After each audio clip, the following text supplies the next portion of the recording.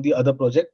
At that point of time, you look at something which is called return on investment, you look at net present value, or you look at internal rate of return. The hallmark for all these three is the higher the particular return on investment or net profit value or internal rate of return is something that will give you priority over the other which has got comparatively less in its metrics. Now we were looking at, I was telling you that those three aspects, the internal rate of return, earned value metrics, this individually can either give you some kind of a bearing with regards to maybe the cost implications of things, but that will not give you a holistic purpose of trying to understand from the schedule, scope, and cost part of it.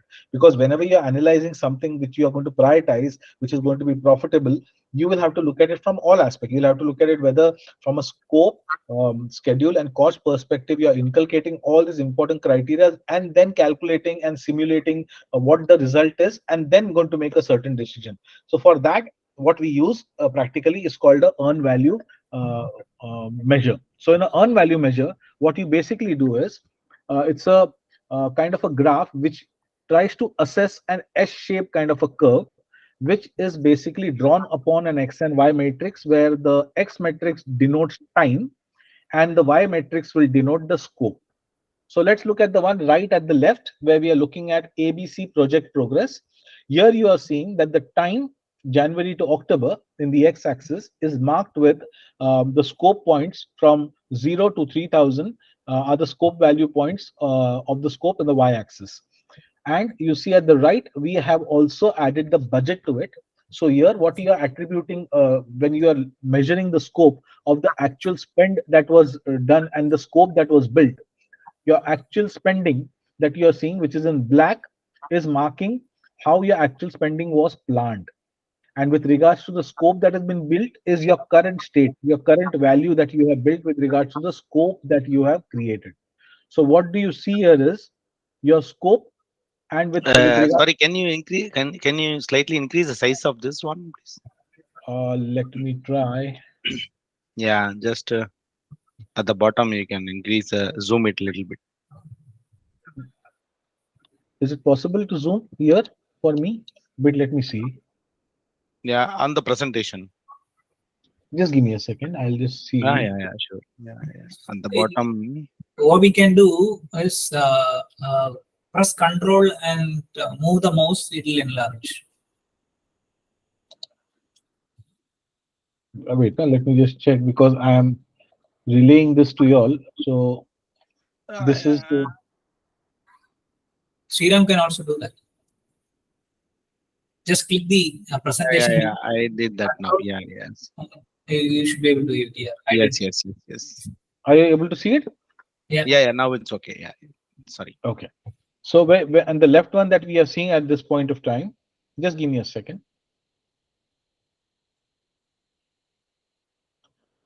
Okay, so what we are seeing here is at this point of time, we are seeing the feature that is being built to date in green color.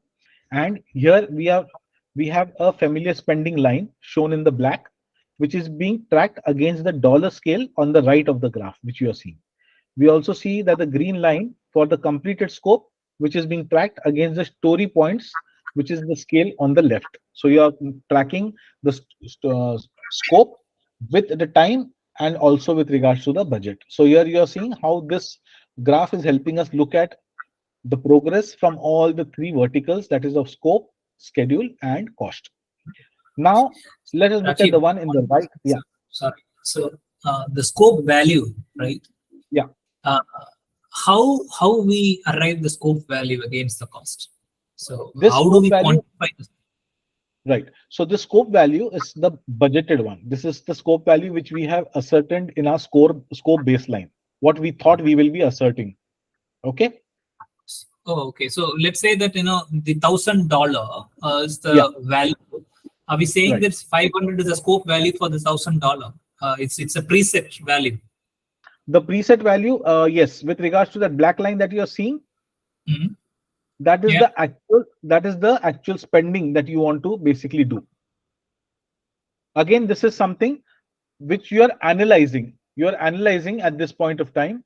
So let me Mhm. bring it to the other graphs. You will understand what your question. I'm understanding your question, but that will get clearer as you go to the other graphs. So Okay. when you're looking at now, what you're doing, you're looking at it something, but you're not matching it against anything, right? The graph that we are looking at right now, we are just seeing what is there and what is displayed. But are we able to ascertain that these readings are making are of any consequences at this point of time? Because we do not have anything for us to match them on. So Yeah. these are just the actual reading as we are currently going. So this is the data, that is the real-time data that we are watching in a graph. Okay. So we are taking this and then checking the next graph.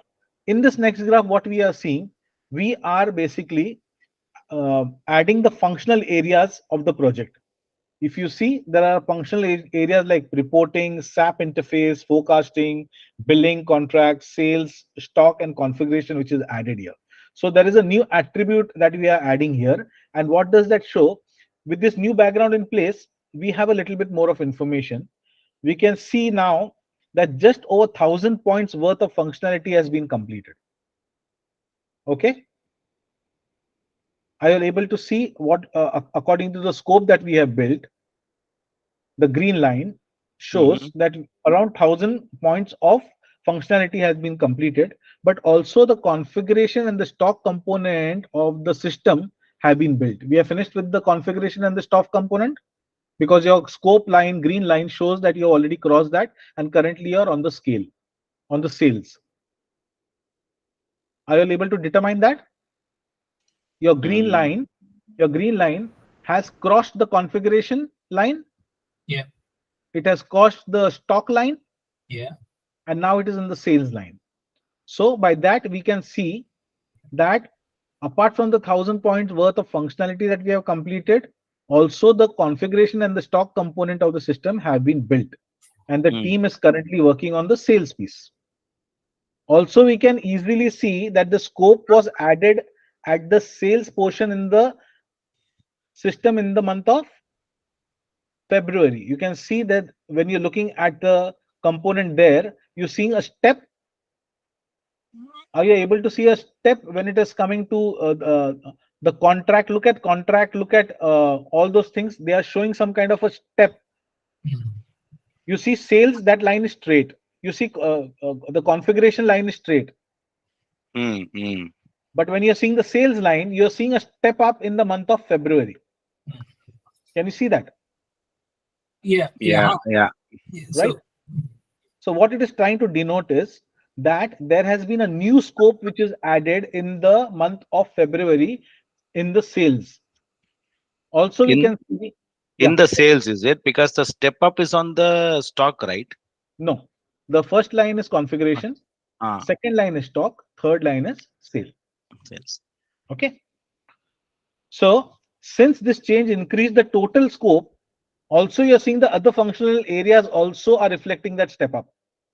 Anything above that sales, everything has got a step up. Why? Because this addition of scope has affected your total scope. Do you all agree? So my question, so excuse me, what does that we do? Why are we looking at configuration? So we are looking at real time. We are not matching it at this point of time against anything. We are just seeing what is the real time progress happening with regards to what we were anticipating and how are the real data going. Because like you do in a traditional, you already have your scope baselines and your schedule baselines aligned. So it's easy for you to compare.